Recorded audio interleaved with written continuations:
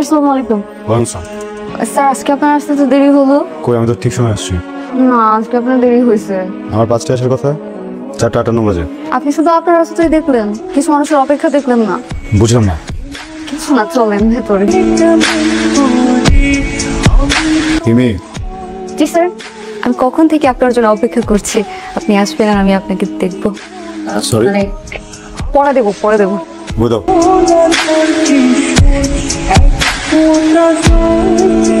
Sir আজকে কত নম্বর পৃষ্ঠা থেকে পড়া ছিল জানেন? আমি তো তোমাকে কখনো পৃষ্ঠা ধরে পড়া নি না, আমি তো চ্যাপ্টার। আজকে পৃষ্ঠা থেকে পড়া ছিল 200 নম্বর পেজ। আমার তো ঘোরা কাছে বলতে ভালো লাগতেছে না। এই বইয়ের ভিতরে একটা চিঠি আছে, ওই চিঠিটা আপনি পড়বেন। আর চিঠিটা পড়বেন, পড়ার পর আমাকে জানাবেন। আর যদি আপনি অ্যাভয়েড করেন তাহলে আমি একটা উল্টাপাল্টা কিছু করে ফেলবো।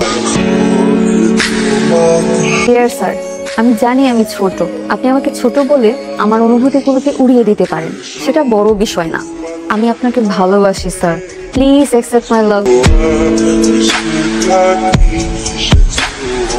এই তোর হাতে কি? কিছু না। কিছু না হলে মুখের করে একটা চাপতে আসিস কেন? যেটা আমি বলছি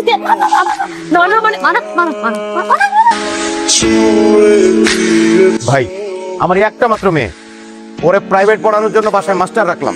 আমি তো বাড়ি থাকি না, এই সুযোগে মাস্টার আমার মেয়েরে প্রপোজ করছে। এটা তো ভাই ক্ষমা করা যাবে না ভাই। মন্ড চয় তোরে। এই রফিক সাহেব, বসেন প্লিজ বসেন। আমরা এখানে বসছি সমাধানের জন্য।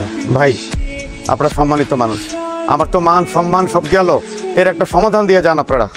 চিঠিটায় যা ছেলেটা লিখছে ভালো কিছু লেখে নাই, তবে একটা কথা চিঠিতে লেখা, আপনার মেয়েও কিন্তু ওকে একটা চিঠি দিছে, সেই জন্য আপনার মেয়েও কিন্তু দোষী। মান সম্মান তো আর ফিরে আনা যাবে না, একটা বিহিত আপনারা করে যান। রফিক সাহেব, আপনি কাজ করেন, আপনার মেয়েকে ওর সাথে বিয়ে দিয়ে দেন। চাচা, আমি এটা চিঠি দিচ্ছি, কিন্তু চিঠিটা তো একটা পুরো পৃষ্ঠা ছিল, অর্ধেকটা আপনাদের হাতে আর অর্ধেকটাতে আমার।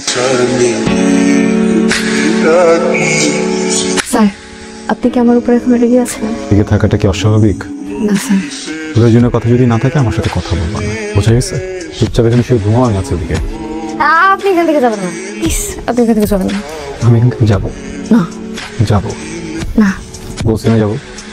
আপনি যদি এখান থেকে যান, আমি আমার আম্মুর কাছে বিচার দিয়ে দিব, আর আম্মুর আপনার কাছে পড়াবে না। বউ হিসেবে আপনার একটা রিকোয়েস্ট করি, আগে বলেন আপনি এটা রাখবেন।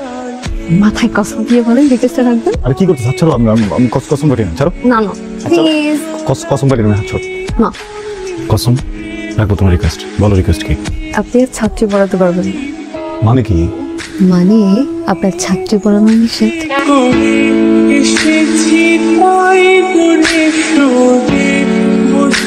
কি নাম জানি তোমার? আবির না? তুমি মিয়া নিজের ছাত্রী দিয়ে করে তো ইজ্জতের মহিলা থেকে ঘরে কি ডাকে? ওগো স্যার। স্যার। স্যার, তোমার রেপুটেশন তো খুব একটা সইজান না। যাই হোক, আমার ছেলেকে তোমার হাতে দিলাম, এখানে যেন রেপুটেশনটা ভালো হয়। তবুবা মাস্টারকে নাস্তার রাস্তা দাও। দিতেছি স্যার। আসসালামু আলাইকুম। হ্যাঁ রিসেপ্টর বয়, আপনার দেখুন। আপনি বসেন স্যার। এইটা হইতেছে কি আপনার ছাত্র, হ্যাঁ, ওরে পড়ানো লাগবে স্যার। আমার খালি একটা চাওয়া, মানে বেশি কিছু চাই না, আমি শুধু একটাই চাওয়া, যেমন করে পারেন, মানে যেমনে পারেন, খালি একটা A+ আইনা দেন স্যার। আপনারে 25,000 টাকা দিতে পারবো, 30,000 টাকা দিব স্যার। 30,000 টাকার বেশি দিয়ে শুধু দিতে পারবো না, শুধু ওরে পড়াবেন, ওরে যেমনে করে পারেন A+ আইনা দিবেন।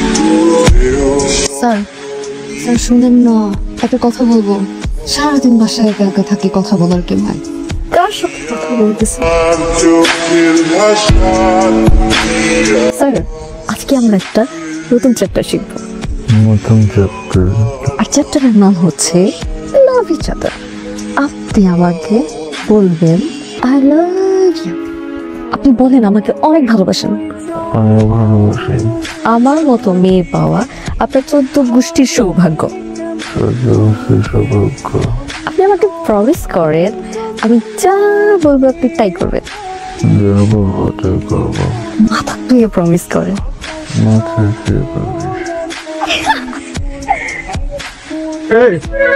What is this? ঠিক আছে, তুমি আমার বউ, আমি তোমার হাজব্যান্ড, আমি তো একটা ইন্ডিভিজুয়াল মানুষ, তাই না?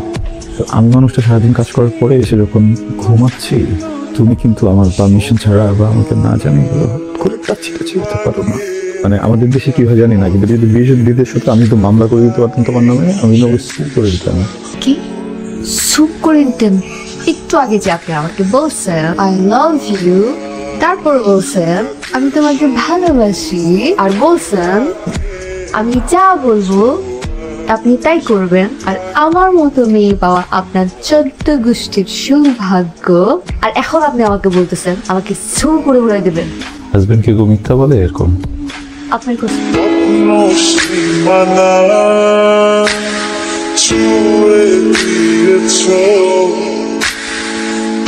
রেস্ট নিবা, টিভি দেখবা, যা ইচ্ছা করবো, ব্রেনটাকে একদম কমফোর্ট জোনে রাখবো। কালকে মর্নিং ঘুম থেকে উঠে জাস্ট একবার 15 মিনিটসের জন্য একটা রিভিশন দিয়ে যাবা তুমি এতদিন কি কি করেছো। এই কি হয়েছে? কখন থেকে ডাকতেছি? আপসেট? না আপসেট না, আমি একটু এক্সাইটেড বুঝছো, তো রেজাল্ট দিচ্ছে। আহারে এই মাইনাস পেয়েছে একটু সামনে, আপনি টেনশন করেন। টেনশন কেন করবো? কি বলতেছো তুমি? আরে বাবা আমার স্টুডেন্ট একটা ফেল করছে, আমি বুঝতেছি না কি পরিমাণে এফোর্ট দিলে এ মাইনাস পাইলো, অনেক পরিশ্রম করছে। শোনো না, চলো কোথায়? তো পর্যন্ত একটা গিটার নিবো বুঝছো, ওকে তো কথা দিয়েছিলাম যে চলো দিয়ে ওকে দিয়ে চলে আসি। তোমাকে একটা কথা বলি, তুমি তো এখন আমার স্ত্রী, অনেক ভালোবাসো আমাকে, আমি বুঝি। অনেক ভালো না বাসলে সৃষ্টিকর্তা তো তোমাকে আমার কপালে লিখত না কেন, কিন্তু আমি একটা স্টুপিড খারাপ মানুষ, এই জন্য তোমাকে অ্যাভয়েড করছি এতদিন, আর কখনো করবো না। একটা কথা কখনো বলিনি, বলবো রাতে ঘুমানোর সময় তোমার গন্ধ নাকে না আসলে না এখন আর ঘুম হয় না। কি মনে হয় যেন, মনে হয় প্রচন্ড শীতে কেউ শরীরে কম্বল দিয়ে দিচ্ছে। আমি তোমাকে অনেক ভালোবাসি, তুমি প্লিজ কখনো 1 মিনিটের জন্য কোথাও যেও না, যদি কোথাও যেতে হয় আমাকে ব্যাগে করে নিয়ে যেও। শোনেন, এরপর থেকে যখন রেজাল্ট দেবে আমাকে আগেই বলবেন, আমি সাজগোজ করে থাকবো। কেন? এত সুন্দর কথা তো অন্য দিন বলেনি। আসসালামু আলাইকুম। ওয়ালাইকুম আসসালাম। আমার ওয়াইফ এমি। ও তোপুর রেজাল্ট শুনে গিফট নিয়ে আসছেন গিটার না? তোপুর রেজাল্ট কি? এ মাইনাস। এ মাইনাস রেজাল্টের জন্য আপনি একটা গিটার গিফট নিয়ে আসছেন আমার বাসায়, তামসা করতে আসছেন আপনি? আপনাকে প্রথম দিন আমি বলি নাই যে আমি কিচ্ছু চাই না, কোনো কিছু চাই না, আমি শুধু একটা এ প্লাস চাই? বলি নাই আপনাকে?